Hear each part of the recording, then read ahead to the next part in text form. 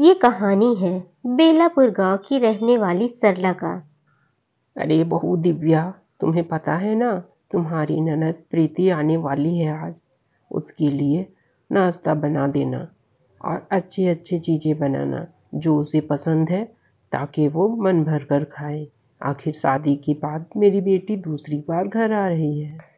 अरे हाँ माँ जी, क्यों नहीं।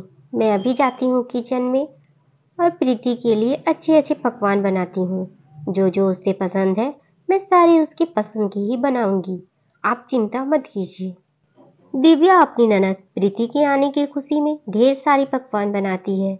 जो जो प्रीति को पसंद थे वह सारे कुछ बनाती ही। थोड़ी ही देर में प्रीति भी घर आ जाती है। अरे प्रीति बेटा, आ गई तू। कैसी है तू? और दामाद जी, आप कैसे हैं? आइए आइए, अंदर आइए। अरे बहू जा, प्रीति और दामाद जी के लिए कुछ ठंडा लेकर आ। दूर से आए, थक गए होंगे, पीकर थोड़ा अच्छा लगेगा। दिव्या अपनी ननद और नंदोई के लिए नाश्ता लगाने के लिए किचन में चली जाती है। थोड़ी ही देर में वो सभी के लिए नाश्ता लगा देती है। अरे भाभी, आपने इतना सारा नाश्ता तो बना दिया, लेकिन मेरा फेवरेट पानी पूरी नहीं बनाया। आपको तो पता है ना मुझे पानी पूरी कितना पसंद है। लेकिन लगता है आप भूल गई। वैसे भी ननद अब पराई हो गई है। भाभी को याद क्यों रहेगा उसे क्या पसंद है और क्या नहीं। अरे प्रीति, ये तुम कैसी बातें कर रही हो? देखो भाभी हमारे लिए कितनी मेहनत से इतने सारे डिश बनाई है, और ऊपर से तुम भाभी को ही सुना रही हो। भाभी ने जो प्यार से बनाया है उसी में खाओ। अरे रवि जी, ऐसी बात नहीं है। मेरी प्यारी ननद के लिए मैं क्यों नहीं बनाऊंगी पानी पूरी। वो तो मेरे ध्यान से उतर गया। जल्दी जल्दी में मैं पानी पूरी बनाना भूल गई। अभी जाकर बना देती हूँ। दिव्या अभी अपनी ननद अन्नदोई को ये बातें कह रही होती है कि अचानक से बेहोश होकर गिर पड़ती है। उसे बेहोश देखकर उसकी सास चिल्लाने लगती है। अरे मेरी बहू को क्या हो गया? दिव्या, क्या हो गया तुझे? कोई डॉक्टर को बुलाओ। अरे माँ, परेशान मत हो, कुछ नहीं हुआ है भाभी को। वो तो काम के डर से बेहोश हो गई है। जान रही है घर पर ननद आई है, उसे काम करके देना होगा, खाना खिलाना होगा, इसलिए नाटक कर रही है। चुप रहो प्रीति, ये तुम कैसी बातें कर रही हो? दिख नहीं रहा है भाभी बेहोश होकर गिर पड़ी है। उसे डॉक्टर की जरूरत है। मैं अभी डॉक्टर को फोन करता हूँ। खामोखा तुम भाभी को परेशान करती रहती हो, नाटक क्यों करेंगी भला वो? हाँ बेटा रवि, तुम जल्दी से डॉक्टर को फ़ोन करके बुला लो। देखेंगे वो दिव्या को क्या हुआ। मेरी बहू बेहोश कैसे हो गई? जल्दी से फ़ोन करके बुलाओ। रवि तुरंत ही डॉक्टर को फोन करके घर पर बुला लेता है। डॉक्टर आकर दिव्या को चेक करते हैं और बताते हैं। अरे सरला जी, डरने वाली कोई बात नहीं है। बहुत बहुत मुबारक हो, आप दादी बनने वाली हैं। और दिव्या के पति को भी फोन करके बता दीजिए, वो भी बहुत खुश हो जाएगा। और दिव्या का अच्छे से ध्यान रखिएगा, थोड़ा कमजोर है इसलिए दिक्कत हो रही है।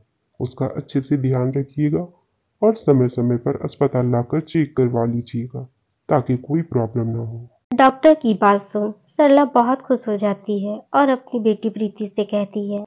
अरे प्रीति बेटा, आज तो मैं बहुत खुश हूँ। जा, तेरी भाभी को भी होश आ गया है। मैंने उसके लिए जूस बना कर रखा है, जल्दी से ले आ।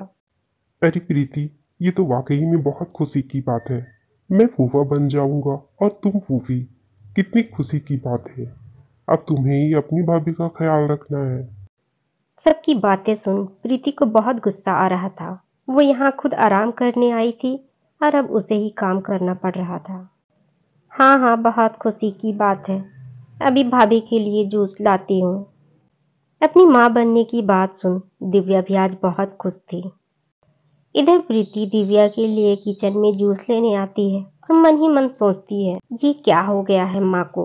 मैं यहाँ खुद आराम करने आई थी और मुझे ही नौकर बना दिया। अब क्या करूँ। माँ कह रही है तो करना पड़ेगी भाभी का काम।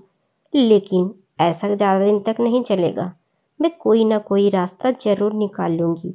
इस तरह मैं यहाँ नौकरों की तरह नहीं जी सकती। भाभी की सेवा करने के लिए नहीं आई हूँ मैं यहाँ। कोई ना कोई रास्ता तो निकाल ही लूंगी। अभी फिलहाल जाकर जूस दे देती हूँ, नहीं तो माँ खामोखा चिल्लाती रहेगी। ये लो माँ, मैंने आपकी प्यारी बहू के लिए जूस बनाकर ला दिया है। और बता दो क्या क्या बनाना है आपकी प्यारी बहू के लिए, क्या खाना होगा इन्हें। मैं अभी जाकर किचन में बना देती हूँ। अच्छा ठीक है प्रीति, तुम अब अपनी भाभी की सेवा करो, तुम्हारी ज़रूरत है उन्हें। मैं घर चलता हूँ, मुझे ऑफिस के लिए भी देर हो रही है। इतना कहकर रवि चला जाता है। इधर प्रीति अपनी भाभी दिव्या के लिए बहुत ही गुस्से में खाना बना रही होती है। 2-4 दिन तो इसी तरह बीत जाते हैं। फिर प्रीति के दिमाग में एक आइडिया आता है और वह अपनी माँ से कहती है, अरे माँ, मुझे आपसे कुछ बहुत ज़रूरी बात करना था। मेरी तबीयत ठीक नहीं है, इसीलिए तो मैं यहाँ आराम करने के लिए आई थी। लेकिन भाभी की अचानक से तबीयत खराब हो गई और मैंने आपको कुछ बताया नहीं। मुझे लगता है मैं भी प्रेग्नेंट हूँ। अरे प्रीति, अगर ऐसा है तो ये तो बहुत खुशी की बात है। और पागल, तुमने मुझे बताया क्यों नहीं कि तुम्हारी तबीयत ठीक नहीं है? मैं बिना वजह तुमसे काम करवा रही हूँ। अब तो दिव्या इतने दिनों से आराम कर रही है, अब वो आराम करेगी। अब तुम आराम करना, चलो चलो बैठो यहाँ आकर। अब तुम्हें काम करने की कोई ज़रूरत नहीं है। तुम्हारी भाभी है ना, वो काम करेगी। वैसे भी उसने बहुत दिनों से आराम कर लिया है। दिव्या, बहू दिव्या, जल्दी से यहाँ आओ, प्रीति के कमरे में। अभी आई माँ जी, आती हूँ मैं। बहू दिव्या, मैं दादी और नानी दोनों बनने वाली हूँ। लगता है प्रीति भी प्रेग्नेंट है, उसकी तबीयत भी ठीक नहीं है। तुमने बहुत आराम कर लिया। अब तुम प्रीति की सेवा करो, तुम खाना बनाना और मैं प्रीति की देखभाल करूँगी। प्रीति को भी देखभाल की ज़रूरत है। अरे वाह प्रीति, ये तो बहुत खुशी की बात है। तुम्हें बहुत बहुत मुबारक हो। मम्मी जी, नानी और दादी साथ में बन जाएगी। अब मैं अभी आपके लिए कुछ अच्छा सा बना कर लाती हूँ। वैसे आपका खाने का क्या मन कर रहा है? जो आपको खाना है मुझे बता दीजिए, मैं वही बना कर ला देती हूँ। प्रीति का आइडिया काम कर गया था। अब दिन भर प्रीति की माँ उसकी सेवा में लगी रहती, सारा कुछ उसे बेड पर ला कर देती और इधर दिव्या सारा दिन काम करती रहती। लेकिन उसकी सास को उसकी जरा भी फिक्र ना थी बेटी के आगे। इसी तरह कुछ दिन बीत जाते हैं और सरला प्रीति को लेकर हॉस्पिटल जाने की बात। अरे प्रीति बेटा, इतने दिन हो गए, तुमने एक दिन भी जाकर हॉस्पिटल में जांच नहीं करवाया। आज तो मैं तुम्हें लेकर ही जाऊंगी हॉस्पिटल। सरला अपनी बेटी प्रीति को हॉस्पिटल लेकर जाती है, जहां डॉक्टर उसे बताते हैं, अरे सरला बहन, डरने की कोई बात नहीं है। आपकी बेटी प्रेग्नेंट नहीं है, बस थोड़ा कमजोरी होगा, इसीलिए तबीयत ठीक नहीं है। मैं कुछ दवाइयाँ दे रहा हूँ, वो उसे दे दीजिएगा, ठीक हो जाएगी जल्दी ही। अरे डॉक्टर साहब, ये आप कैसी बातें कर रही हैं? मेरी बेटी प्रीति प्रेग्नेंट है। आपने अच्छे से जांच किया या नहीं? अरे सरला बहन, ये आप कैसी बातें कर रही हैं? मैंने प्रीति का बहुत अच्छे से चेकअप किया है। प्रीति कोई प्रेग्नेंट नहीं है। आपको ज़रूर कोई गलतफहमी हुई है। प्रीति बिल्कुल ठीक है और स्वस्थ। डॉक्टर के बताने पर प्रीति की सच्चाइयां सामने आ गई थी। सरला को भी समझ आ गया था, ये सारा नाटक आराम करने के लिए है। सरला प्रीति को घर लेकर आती है और उससे कहती है, प्रीति, मुझे तुझसे ऐसी उम्मीद ना थी। तूने आराम करने के लिए इतना झूठ कहा मुझसे। आज तू मेरी नजरों में गिर चुकी है। सरला अपनी बेटी से बहुत गुस्सा थी, वह उसे बहुत खरी खोटी सुनाती है। प्रीति भी अपनी गलती मान लेती है और अपनी माँ से माफी मांगती है। लेकिन सरला प्रीति को माफ नहीं करती। वह प्रीति से आज बहुत गुस्सा थी और बहुत जोर से चिल्ला भी रही थी। उसकी चिल्लाने की आवाज सुन दिव्या भी कमरे में आ जाती है। अरे माँ जी, क्या हो गया है? आप इस तरह से प्रीति पर चिल्ला क्यों रही है? क्या कहा डॉक्टर ने? सब ठीक तो है ना? अरे बहू दिव्या, कोई प्रेग्नेंट नहीं है ये।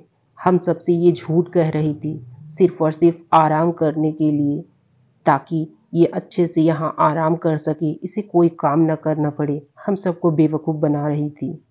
प्रीति आज बहुत शर्मिंदा थी। शर्मिंदा हो भी क्यों ना, उसने काम ही ऐसा किया था। उसकी सारी सच्चाई अब सभी लोग जान चुके थे। प्रीति आज अपने ससुराल वापस लौट जाती है। इधर सरला अपनी बहू दिव्या से कहती है, अरे दिव्या बेटा, मुझे माफ़ करना, मैंने तो तेरा ख्याल ही नहीं रखा। लेकिन अब कोई बात नहीं, मैं तेरा बहुत अच्छे से ख्याल रखूंगी बेटा। सरला अब अपनी बहू दिव्या का बहुत अच्छे से ख्याल रखती थी। उसे हर कुछ बिस्तर पर लाकर देती और सारे काम भी खुद ही किया करती थी। धीरे धीरे वक्त बीतता है। दिव्या को 9वां महीना लग जाता है। कुछ दिन बीतता है और दिव्या एक प्यारे से बेटे को जन्म देती है। पोते को पाकर सरला आज बहुत खुश थी। वह खुशी खुशी अपने बेटे को फोन कर बताती है।